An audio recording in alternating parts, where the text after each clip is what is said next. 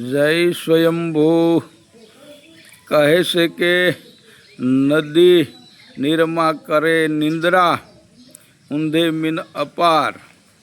જુઓ તેની ગત કોઈ ન જાણે, તેમ મેળવે એક તાર. નદીના વહેતા પ્રવાહમાં એટલે કે જળમાં માછલું સ્થિરપણે રહીને નિંદ્રા કરે છે, છતાં નદીનો પ્રવાહ તેને ઘસડી જતો નથી. તેમ તમે પણ સદગુરુ વસનમાં મહાવાક્યમાં સ્થિર થઈને એક તાર બની જાઓ ને મારા વાલા, તો સંસારનો કોઈ પ્રવાહ તમને ખેંચી શકશે નહીં. જળકુકડી જળના જીવ સાથે આદરવાને આહાર બુડીને જેમ બહાર નીકળે છે, વમળો એમ વિચાર. જેમ જળ કુકડી પોતાના આહાર માટે જળમાં ડૂબકી મારી અને આહાર મેળવી જળની બહાર નીકળી જાય છે, તેમ તમારા દિલ દરિયામાં ડૂબકી મારી આ અમૂલ્ય આહાર નિજ સ્વરૂપને પામી સર્વ વમળો આવરણોથી પર બની જાઓ મારા વાલા. સર્વ આવરણોથી પર બની જાઓ એટલે એમ માનો કે જ્ઞાનીની ગત જ્ઞાની જાણે, સમજણ કેરો સાર, અને દાસ ગુરુ ગમ પૂરા પામે મારા વાલા.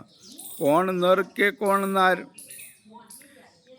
આ તો જ્ઞાની પુરુષોની ગતની જ્ઞાનીઓ જાણે. સદગુરુ વચને સમજવાનો આ એક જ સાર છે, પણ આ ગુરુગમ તો પૂરા ભાવિક જનો પામી શકે છે. પછી તે ભલે નર હોય કે નાર.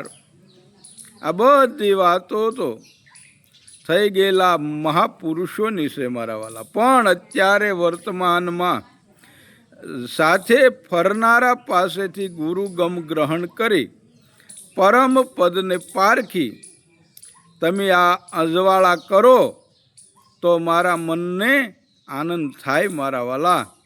અને આ રતિ હું તમારા સર્વ હંસોમાં દેખું છું. બીજા માનો કે બીજાના ખેતરમાં ગમે એટલો પાક આવે તો પણ તેના વખાણ કરવાથી આપણું શું વળવાનું બોલો. પણ જો આપણું ખેતર સફળ બને અને તેમાં ઉપજ આવે તો કામ આવે. માટે હે મારા વાલા, જમાઈનો ઘોડો અને સાસુનો હણાણાટ તે ઘાટ કરતા નહીં, કાંઈક કમાઈ કરજો મારા વાલા, કાંઈક કમાઈ કરજો.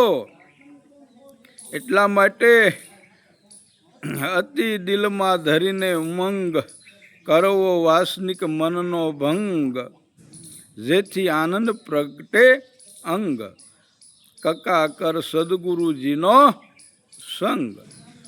બોલો સત્ય સનાતન ધર્મ.